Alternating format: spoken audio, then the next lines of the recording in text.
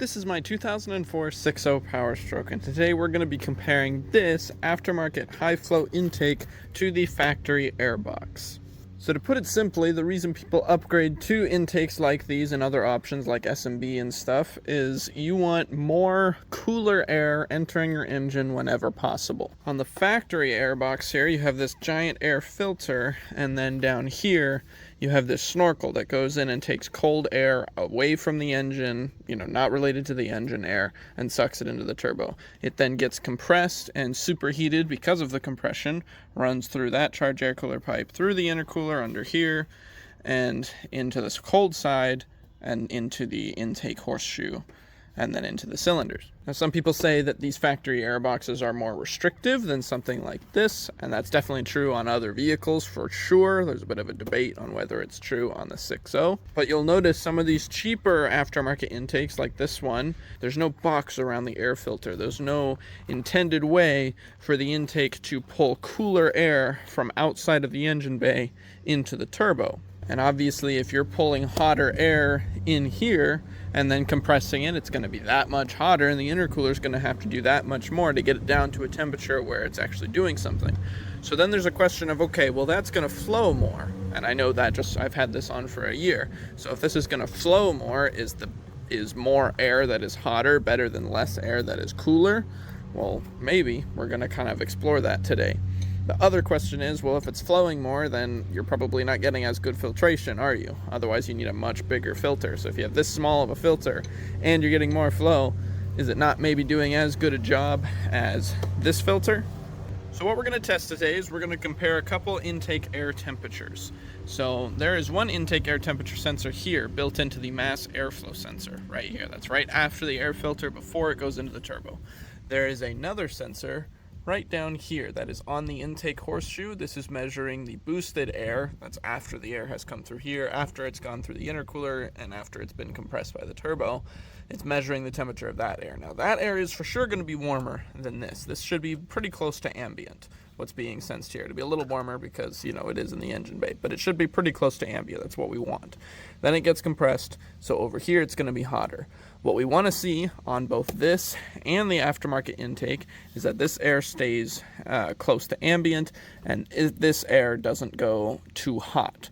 What we're expecting to see, if the theory is true, that is not pulling any kind of cold air and that it really does make a difference, is that on the aftermarket intake, this ambient air is going to be much higher, and because of that, we would expect to see that the boosted air would be higher because the intercooler isn't going to be able to do as much. That's just a degree for degree difference. For testing today, I have this 16,500 pound fifth wheel that we're going to strap behind this truck and take it to the freeway and see about cruising at 60 and what our temperatures look like. We'll also look at a little bit of under acceleration, what the temperatures look like, and I have a camera mounted pointing at my exhaust so we can see if there's any kind of smoke or haze depending on which air filter setup we're using. This truck has the SCT X4 tuner with the canned 50 horse tow tune. We were on stock injectors and stock turbo with a 5-inch exhaust and a bunch of bulletproofing reliability mods, but the only things that should be affecting power would be, and EGTs, would be our 5-inch exhaust, our aftermarket intake, and our tune.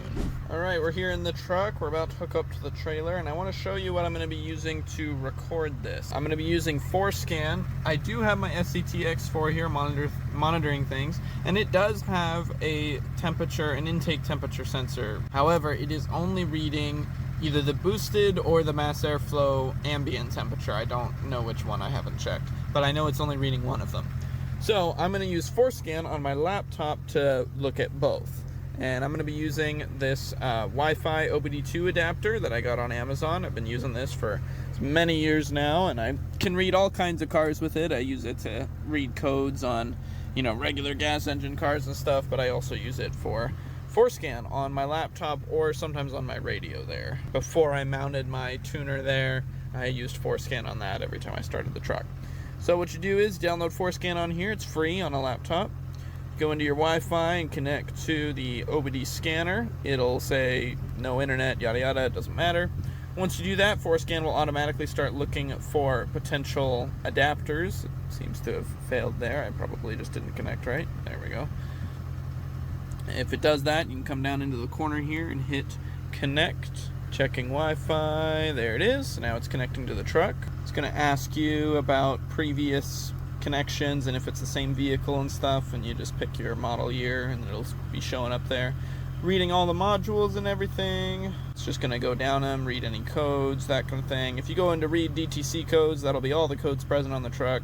My tuner throws a bunch of instrument cluster ones, and then I also have EGR codes because I'm deleted on this truck. Okay, and then you go into dashboard here, and you will be able to go down to this gear icon in the corner and select any of the things you want to monitor. In my case, we're doing ICP volts, PSI, IPR percent, FICM sync, voltage, main power, ICP desired, oil and coolant temp, fuel pulse width, boost, and the 2 intake air temps. Intake air temp 1, or it'll just be IAT, is the ambient temp, and intake air temp 2 is the boosted temp measured on the intake horseshoe. So we're going to go down here, we're going to hit that play button, and it's going to start recording all of our data. So this is our starting point, this is our beginning of the drive, this is what our baseline is. So I'm going to hook up to the fifth wheel and we'll do this test drive. We are fired up here. We're in tow haul mode, we're ready to go. Got the trailer hooked up. Now all I did with this truck before now was start it up and move it over here. I idled it for a bit and recorded some footage, hooked up to the trailer, and that was it. So the temps you're seeing there was just from that.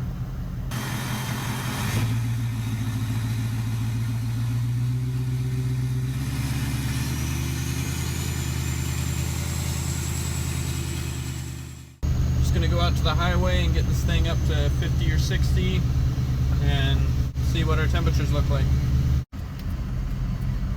Okay, intake is about at ambient, 70 degrees, 83 on intake air 2. We're about to pull out of my neighborhood.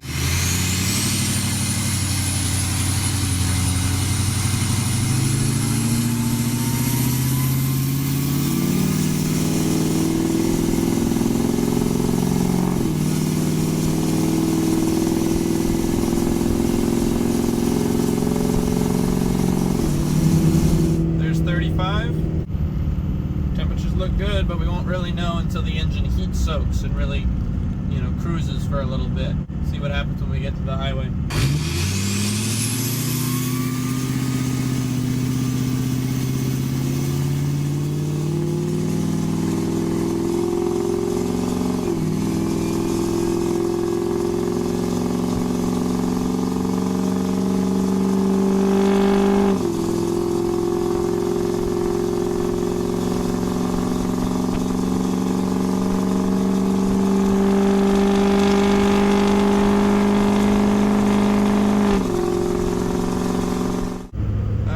Cruising at 55 right now.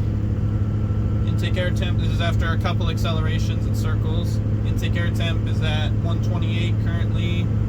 EGTs are at 93. I'm getting up to 50, I'm getting up to 60 here. On acceleration, I saw as high as 140 on intake air temp 2, but my camera didn't capture it, so great. Cruising at 60, 900 EGT. We're going around another roundabout, headed back home. Be accelerating up to 60 again.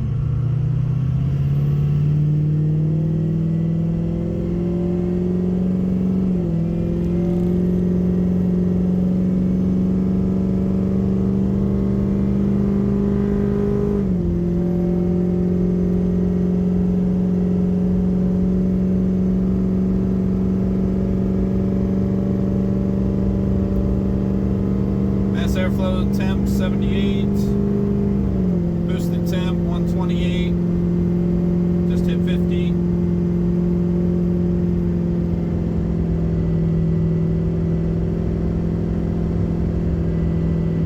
$133 on the boosted temp, there's 55.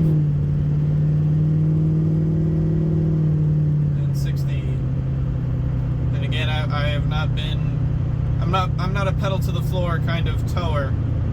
So I'd like a gradual acceleration. Cruising at 60 again, back in overdrive.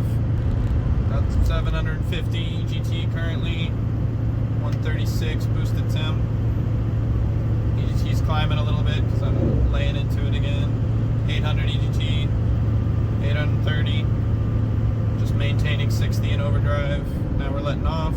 So that is our high-speed tests, cruising at 60 and what our temperatures look like. So we'll get this thing back home and see how the aftermarket intake does. Alright, we're pulled back in. Engine has been thoroughly heat soaked, and intake air temp at the mass airflow sensor is at 106. And the boosted temp is at 140. We're just sitting here idling. We're back home. So 108 now on the mass airflow. So it got up there. I'm going to go watch a movie, but I will come back and we will swap to the aftermarket intake and we will do this test again. Okay, so now that we did our test for the factory intake, it's time to switch to the aftermarket high flow one, and so I'm going to walk you through how you get this factory air box out. I saw a lot of people talking about how these filters are a pain in the ass to change, but I'm going to show you a pretty easy way in my opinion. You are going to want to do this with the engine cold, or at least with the pressure released from the coolant system. You have to take this hose off, and if there's pressure in the coolant system, you'll take that off, and bad things will happen. So let's not do that. All I did today was idle this around and move it over here, so it's not going to be a big deal. Alright, so we're going to start with some channel locks. And take this little clamp off, like so. And then sometimes there's some coolant sitting up in here, so I like to tuck it over here and have it pointing up so nothing spills out.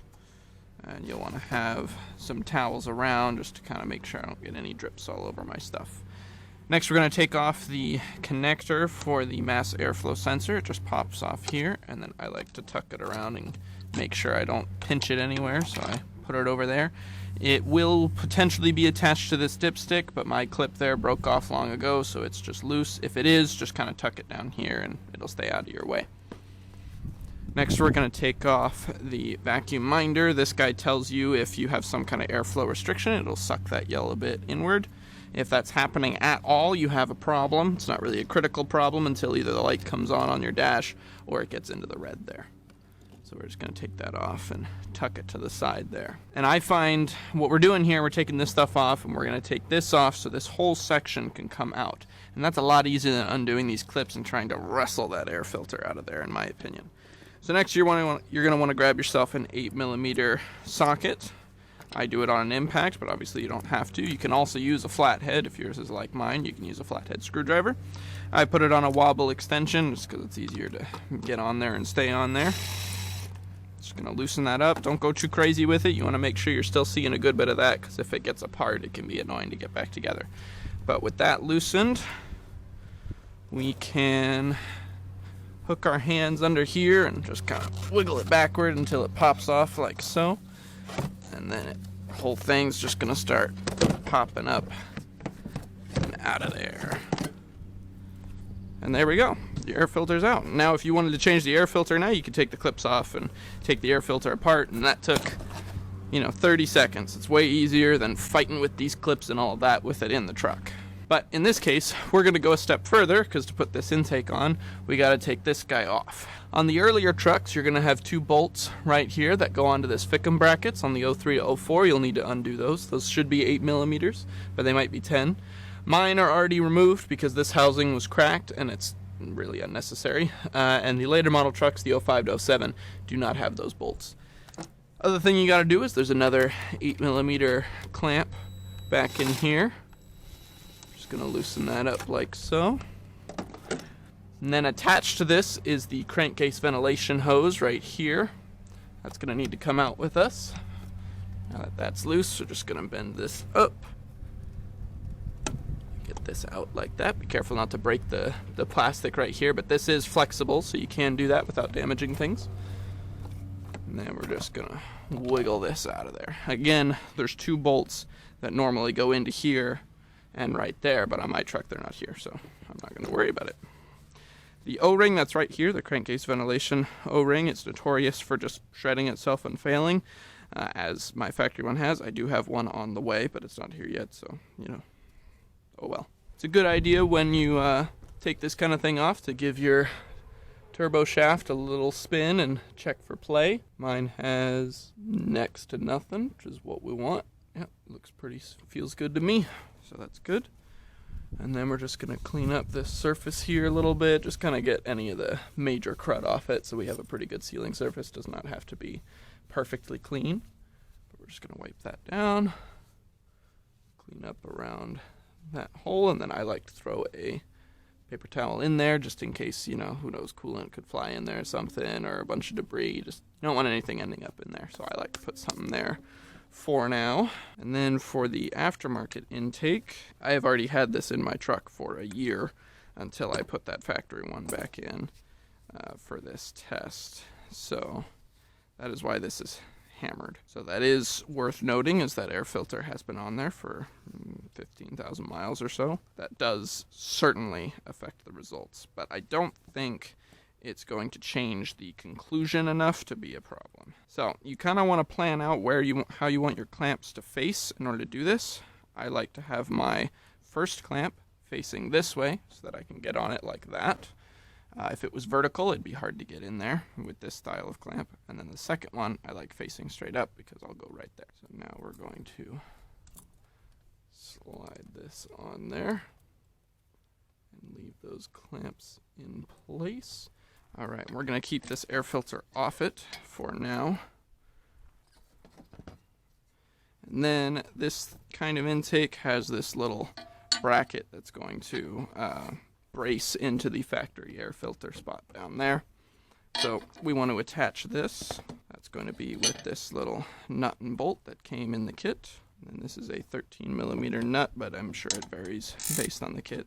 Not the highest quality of kits, but you know, I bought this purely as an experiment to see if it would lower my EGTs. The other thing we got to do now is remove the mass airflow sensor from the old intake and put it onto this new one, or, well, new-ish one. This is using a 3mm Allen, though sometimes these are a little 6mm bolt. It does kind of vary, and if anyone's done any aftermarket shenanigans to it, it could easily be a different size than even that.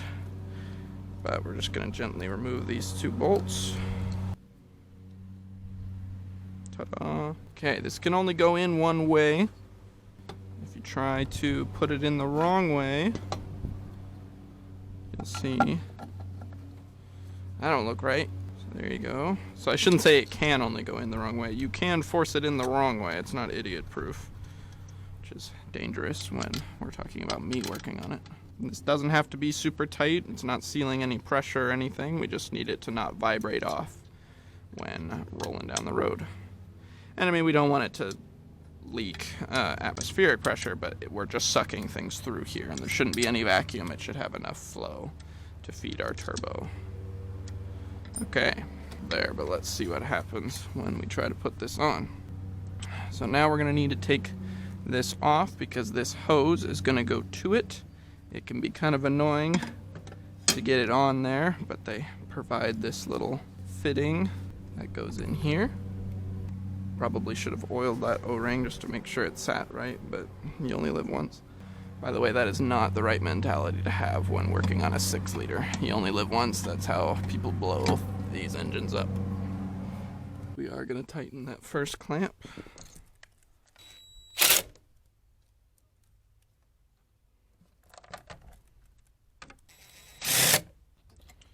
So we just kind of put this filter down here into the hole where the factory snorkel goes, and it lets us just about line this up and get it on there. But you see, it shouldn't run into anything, and the clearance there is non-existent, so I don't love that either. To be clear, I don't necessarily recommend using an impact on these style of clamps. They're really not designed for that. You certainly got to be gentle when you do. You don't want them bending out like that. But this is just going to go on, do this test, and then it's coming right back off because I'm putting the factory one back on to test on mountains. So, that being said, we are now installed. Everything is snugged down. Now we just got to put the hose back and reconnect our mass airflow sensor. I'm going to grab this, put that back on there, grab our mass airflow sensor cable, our connector, Click it on there, and you'll notice this has no spot for one of these. The nice SMB intakes have a spot for the minder. Unfortunately, this aftermarket one does not. So again, I don't necessarily recommend this unit specifically, but I digress. Better or worse, it is on there, and let's give her a test. Okay, here we go. Our baseline is quite a bit hotter, but it's a hotter day today. We're 76 degrees outside. Ambient in the truck says 94, and the boosted temp is 100. We're not all the way up to operating temp yet, but we will get there soon. All right, we're approaching our first acceleration onto this 35-mile-an-hour road out of my neighborhood. Just gotta wait for some traffic. Clear.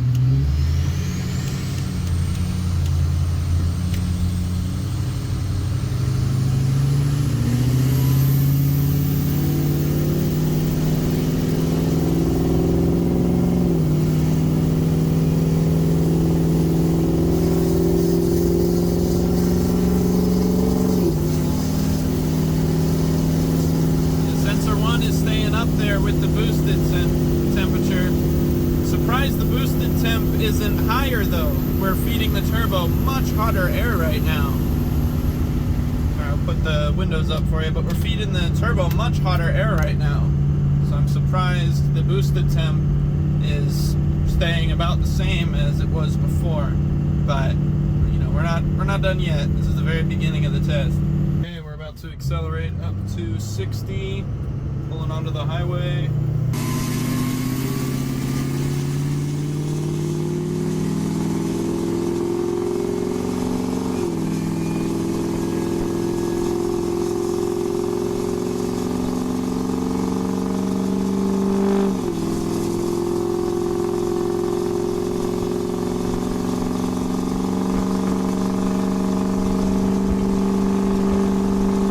Just hit 30. EGTs are at 800, about half, approaching 3/4 throttle. Probably a little less than 3/4 throttle. There's 40. And you see how high that ambient temp is getting? I mean, it's up there. I keep saying ambient, but it's the first intake temperature. Outside temp is 73 degrees. EGTs are at 900. Just hit 55. What I'm noticing here consistently is the temperature on the mass airflow sensor is staying ahead of the boosted temp. Approaching a small hill, so gotta keep laying into it. Holding 60. EGTs are at 9,800, 9,900, 1,000, 1,020.